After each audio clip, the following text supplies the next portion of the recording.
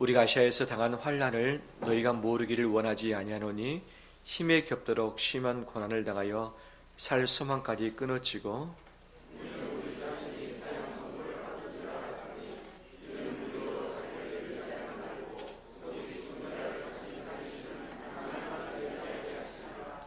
그가 이같이 큰 사망에서 우리를 건지셨고 또 건드실 것이며 이후에도 건지시기를 귀에게 바라노라.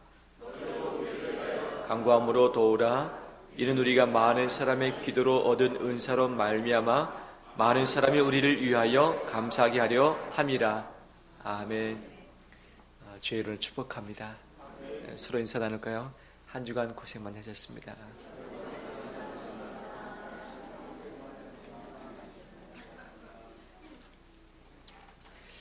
라면을 끓여 드셔본 적이 있으신가요? 물을 받아서 불에 올리면 물이 끓기 시작하면 면을 넣고 숯을 넣어서 거기에다가 여러 가지를 곁들여 넣어서 먹으면 맛있지 않습니까? 라면을 먹은 지가 좀 오래돼서 갑자기 라면 생각이 나기도 합니다. 오늘 오해가 있어서 집에서 라면을 끓여 드십시오. 라면을 끓일 때 물이 끓여야지만 면도 익는 것 아니겠습니까? 물이 끓는 그 지점을 임계점이라 하죠. 물은 100도씨에 끓습니다. 97도, 98도 돼도 물이 끓지가 않습니다. 우리 100도가 돼야만 물이 끓는 거죠. 우리 마음이 부글부글 끓는 적 경험하신 적 있습니까? 마음이 부글부글 끓어가지고 내 마음이 다 익어버리고 타버리는 있을 수 있죠. 임계점에 또 반대되는 단어가 있죠. 빙점이라고 있습니다. 액체된 물이 고체로 변하는 그 순간 물은 0도씨가 그 빙점이 되는 거죠. 그냥 본래의 액체가 얼어붙어 버려서 단단한 고체가 되어지는 것이죠. 우리 마음 역시 평온함을 유지하다가도 여러 가지 이유 때문에 이 얼음처럼 굳어버리는 딱딱해 버리는 그런 때가 있는 거죠. 본질은 같지만 액체가 기체가 되기도 하고 액체가 고체가 되기도 하는 거죠. 우리 인생이 참 호락호락하지는 않는 것 같습니다. 바로 정말 평안한 삶을 살 때가 있지만 평탄한 길을 갈 때가 있지만 내 마음이 부글부글 끓기도 하고 내 심령이 얼어붙어 버린 경우들도 있죠. 독일의 철학자 야스퍼스라는 사람이 한계 상황이라는 단어를 처음 사용을 했습니다. 모든 사람에게는 한계 상황이 있다. 즉 자기가 가지고 있는 건강과 돈과 힘을 가지고서 아무리 애를 써도 할 수 없는 그런 상황이 온다. 이러지도 못하고 저러지도 못하고 가만히 있으면 죽을 수밖에 없는 상황이 있을 수 있다. 그는 말합니다.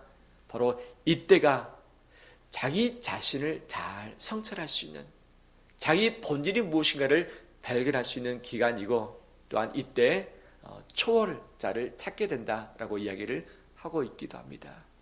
삶을 살다 보면 한계 상황을 경험했을 때가 있을 것입니다.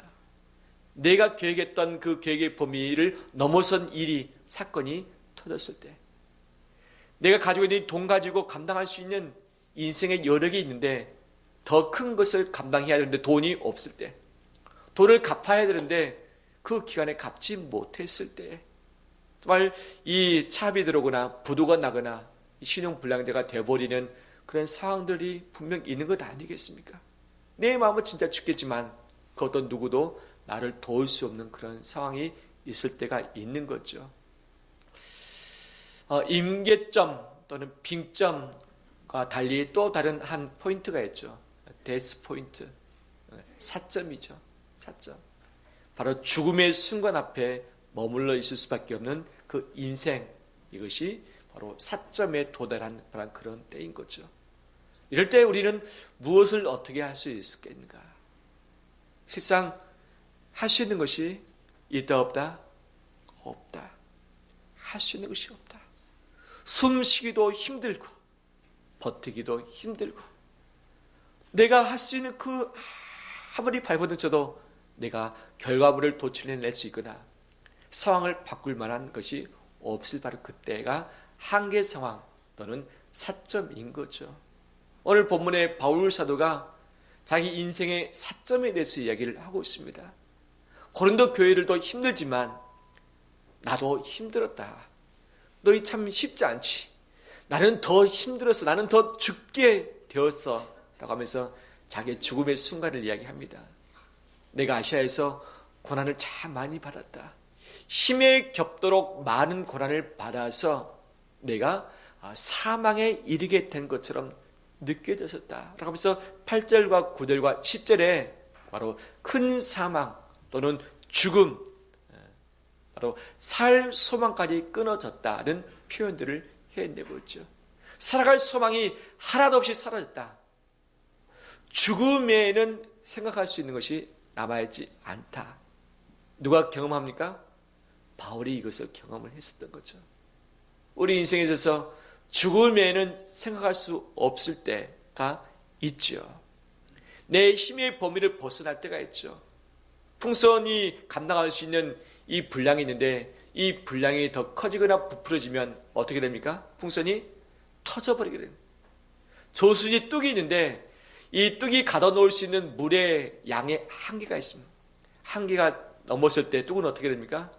터져버리게 되어지는 것이죠. 제가 철원에서 근무를 했을 때 집이 관사 영외에 있었습니다. 갑자기 한밤중에 마을 방송이 흘러나왔습니다.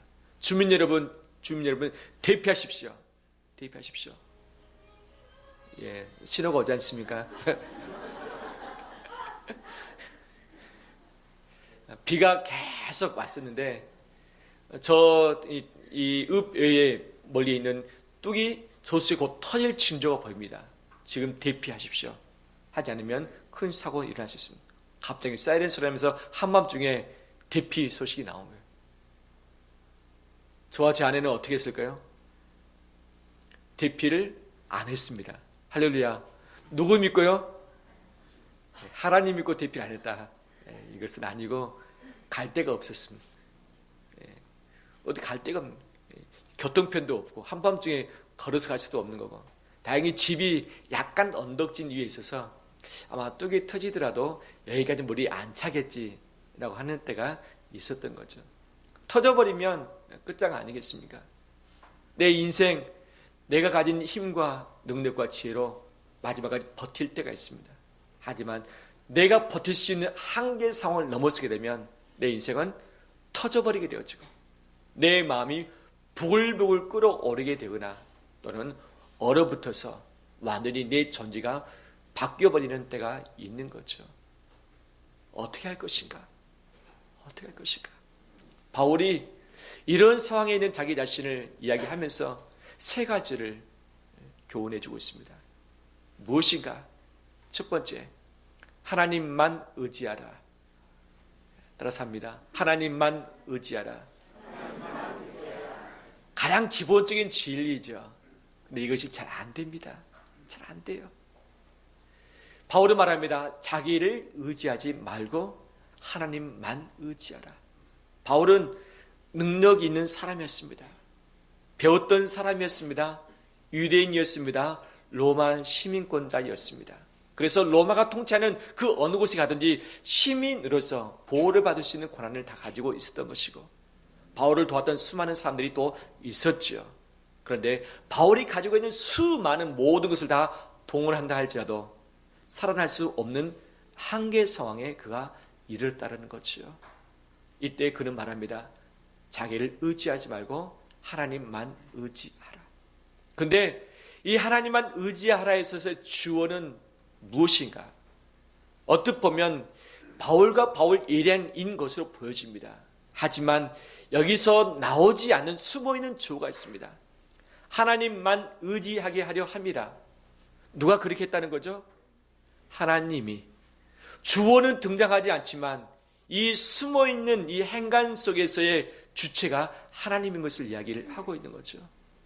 달리 말한다면 사망의 음침한 골짜기에 한계 상황에 살 소망까지 다 끊어질 수밖에 없는 그런 형편 가운데 허락을 하신 분이 누구라고요?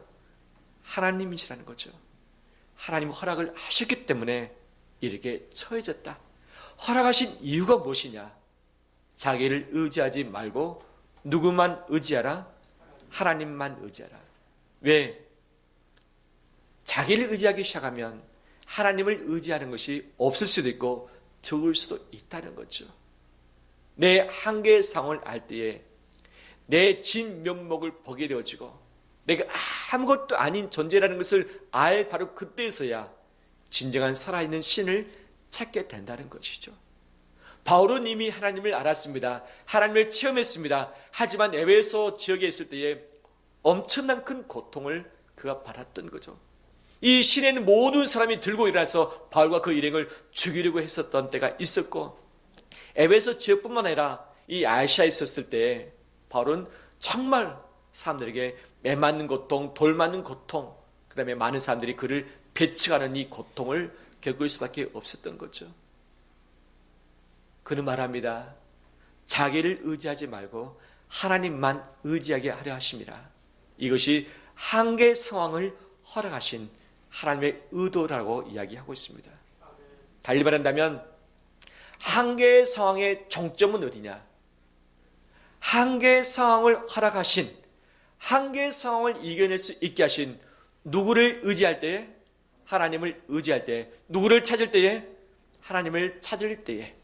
내가 두 손 두 발 들고서 하나님 외에는 내가 의지할 대상이 없습니다 라면서 그분께 귀의할 때에 한계의 상황은 종료가 되어지는 것이죠. 할렐루야. 성경은 수많은 곳에서 하나님을 의지하라고 하신 메시지를 주고 있습니다. 그러면 우리는 의지할 것이 무엇이 있는가? 의지할 것이 있을 때에 하나님을 의지하는 것이 줄어들 수밖에 없는 거죠. 몇 가지 예를 말합니다.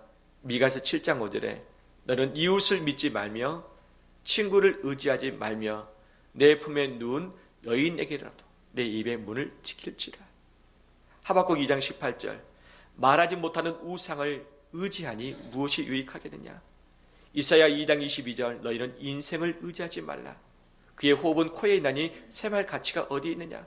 시편 146편 귀인들을 의지하지 말며 도울 힘이 없는 인생도 의지하지 말라. 잠언 11장 자기의 재물을 의지하는 자는 패망할 것이다. 잠언 3장 5절 말씀 너는 마음을 다하여 여호와를 신뢰하고 내 명철을 의지하지 말라. 시편 105편 의지하고 있는 양식을 다 끊으셨도다. 시편 62편 포악을 의지하지 말라. 시편 44편 내 활을 의지하지 말라. 칼을 의지하지 말라. 시편 20편 어떤 사람은 병거 어떤 사람은 말을 의지하나 우리는 우리 여호와 우리 하나님의 이름을 자랑하리로다. 할렐루야. 의지할 건덕지가 있을 때, 의지할 여지가 있을 때 하나님만을 찾기보다는 마지막까지 그것을 믿고서 따라보고 싶은 마음이 있는 거죠. 그런데 하나님은 모든 의지할 것을 다 제거하기까지 무엇을 계속 허락하신다? 한계 상황을 허락하신다. 왜? 이 세상의 창조주, 통치자, 구원자, 심판자가 하나님밖에 계시지 않기 때문에 하나님만을 의지할 때까지 이 모든 것을 우리에게 허용을 해 놓으신다는 사실이죠. 한계의 상황의 종점은 하나님만을 의지할 때인 줄 믿습니다. 두 번째, 따라서 합니다. 하나님을 소망하라. 볼륨 좀 줄여주실래요? 9절 말씀 보면 우리는 우리 자신이 사형 선고를 받은 줄 알았으니 이는 우리로 자기를 의지하지 말고 오래 죽은 자를 다시 살리시는 하나님만 의지하게 하심이라. 10절에 그가 이같이 큰 사망에서 우리를 건지셨고 또 건지실 것이며 이후에도 건지시기를 그에게 어떠하노라? 바라노라라고 이야기하고 있습니다. 이 바라노라라는 단어는 엘피조라는 단어인데 엘피조는 엘피스에서 나왔던 거죠. 엘피스는 소망입니다. 소망. 살 소망까지 다 끊어졌을 때, 죽을 수밖에 없을 때에 바로 우리에게 소망 되시는 하나님을 바라라. 하나님을 엘피조하라 라고 말씀하고 있죠. 이것이 바울이 이 죽음의 상황에서 그 상황을 극복할 수 있었던 힘이 되었었던 거죠. 내가 바라는 그것이 나를 지킬 수 없을 때 나를 마지막까지 책임지시고 지켜주실 하나님만을 바라는 우리 되길 원합니다. 바울은 사도행전 27장에 이렇게 이야기를 합니다. 유라굴로 광풍을 만났을 때에 배에서 살기 위해서 모든 수단을 다 강구했습니다. 이 배에 290여 명의 사람이 타고 270여 명의 사람이 타고 있었는데 선장을 비롯한 사원들이 배에 있는 짐들을 다 밖에 던졌습니다. 왜? 배를 최대한 가볍게 해야만 이 풍랑 가운데 살 수 있기 때문에. 그런데 계속해서 어둠만 있고 비만 오고 이 폭풍이 몰아치는데 도저히 살 수 없었습니다. 네, 그때에서 사람들은 모든 것을 다 포기하고 말았습니다. 다 포기했습니다. 그 표현을 구원의 여망마저 사라졌을 때라고 이야기하고 있는데 내가 살아날 수 있다는 소망이 하나도 남김없이 완전히 제로 바닥이 됐을 때가 있었다. 그때 바울은 말합니다. 하나님이 어젯밤에 천사를 보내시사 내 곁에 서서 말씀하셨다. 바울아, 두려워하지 말라. 두려워하지 말라. 너가 가이사 황제 앞에 서야 되기 때문에 이 배 안에 있는 모든 사람을 너의 손에 맡겼다. 내일 다 살아날 것이다. 그리고 확신을 주신 것이죠. 이 확신을 받았던 바울이 배 안에 있는 구원의 소망이 다 끊어진 자들에게 말합니다. 여러분들이여 안심하라. 내일 살 것이다. 그들이 살았습니까? 죽었습니까? 기력적으로 살게 됐죠. 왜? 누가 살리신 것입니까? 하나님이 살려주신 것이죠. 다니엘서에 보면 다니엘의 세 친구가 나옵니다. 사드락, 메삭, 아벳느고죠. 하나님만을 섬긴다고 했는데 느부갓네살의 명령을 지키지 않자 풀무불에 7배나 뜨겁게 하면서 이 속에 던져버렸습니다. 죽인 거죠. 그런데 그 안에 인자 같은 분이 함께 거니시면서 이 사드락, 메삭, 아벳느고의 머리카락 하나도 타지 않고 옷도 타지 않는 그 상황에서 살아났던 거죠. 이것을 지켜보았던 느부갓네살 왕이 이렇게 고백을 합니다. 다니엘서 3장에 느부갓네살이 말하여 이르되 사드락과 메삭과 아벳느고의 하나님을 찬송할지로다. 그가 그의 천사를 보내사 자기를 의뢰하고 그들의 몸을 바쳐 왕의 명령을 거역하고 그 하나님 밖에는 다른 신을 섬기지 아니하며 그에게 절하지 아니한 종들을 구원하셨도다. 아멘. 아멘. 다니엘서 6장에 보면 사자굴에 던져졌던 다니엘에 대해서 이렇게 표현하고 있습니다. 왕이 심히 기뻐하여서 에서는 다리오 왕입니다. 다니엘을 굴에서 올리라 하매 그들이 다니엘을 굴에서 올린즉 그의 몸이 조금도 상하지 아니하였으니 이는 그가 자기의 하나님을 믿음이었더라. 자기 하나님을 믿음이었더라. 하나님만을 의지하고 하나님만을 소망했을 때 하나님은 그 영혼, 그 인생을 살렸다라고 이야기를 하고 있는 거죠. 그러면 바울은 하나님만 의지하라, 하나님을 소망하라고 말하고 있는데 그 하나님은 어떤 분이신가? 어떤 분이신가? 9절과 10절 말씀에 그 하나님을 단 한 가지 모양으로 묘사를 해내고 있습니다. 9절 말씀 보면 우리는 우리 자신이 사형선고를 받은 줄 알았으니 이는 우리로 자기를 의지하지 말고 오직 누구를? 죽은 자를 다시 살리시는 하나님. 하나님인데 그분이 누구인가? 죽은 자를 살리시는 하나님이다. 10절에 그가 이같이 큰 사망에서 우리를 어떻게 하십니까? 건지셨고 사망에서 건지셨고 또 건지실 것이며 이후에도 건지시기를 그에게 바라노라 라고 하면서 과거에 건지셨던 하나님이 현재도 건지고 계시고 미래도 건지실 것이다 라고 설명을 하고 있는 거죠. 바울이 의지하고 바울이 소망한 하나님은 죽은 자를 살리신 하나님이셨습니다. 예수 그리스도를 살리셨듯이 그를 바라는 모든 자 한 명도 빠짐없이 모든 심령을 살리실 것을 바울이 믿었고 보았기 때문에 이 모든 고비를 이겨내고 있는 거죠. 하나님은 나를 살리시는 분이십니다. 세상은 죄는 나를 죽음으로 몰고 갑니다. 한계의 상황에 둡니다. 그 상황에서 실패하도록 만듭니다. 하지만 하나님을 의지하고 하나님께 소망을 두는 자는 하나님이 살리십니다. 살리십니다. 살 소망이 끊어지는 것이 세상이지만 바로 이 모든 것에서 다시 살리신 분이 하나님이신 것이죠. 우리는 죽지 않기 위해서 발버둥칩니다. 그렇죠? 죽음 직전에 가장 큰 두려움이 임하는 것 아니겠습니까? 죽지 않기 위해서 발버둥치지만 우리가 주님과 함께 내가 십자가에 죽겠다고 선언하고 주님과 함께 죽어버릴 때에 그때서 하나님은 우리를 살려주십니다. 내 힘이 다할 때 하나님의 힘이 시작될 때입니다. 내 소망이 끊어질 때에 하나님의 소망이 시작될 때입니다. 내가 죽을 바로 그때에 하나님이 나를 살리실 때인 것이죠. 내가 살아서 내 힘으로 뭔가를 하려고 발버둥칠 때에 하나님이 내 인생에 개입할 만한 여지가 없다는 거죠. 없다는 거죠.